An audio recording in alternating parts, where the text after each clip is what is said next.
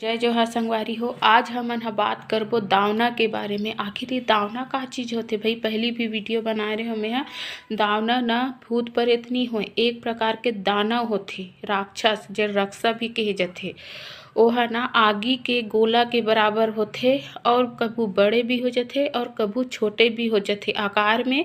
अगर कोई इंसान भूल के भी ओकर करीब चल दिस ना तो ओल जिंदा नहीं छोड़े, मार डारथे। और दावना ऐसे भी होथे कि इंसान ला ना भस्म भी कर देथे, जला देथे पूरा। और एक ही एक कोई आदमी लो दिखाई नहीं दे, वो कभी ही कभार ना बाई चांस दिखाई दे देथे। तो आप मन ये वीडियो जरूर देखो। दावना कभी छोटे भी होते और कभी बड़े भी हो जाते संगवारी हो।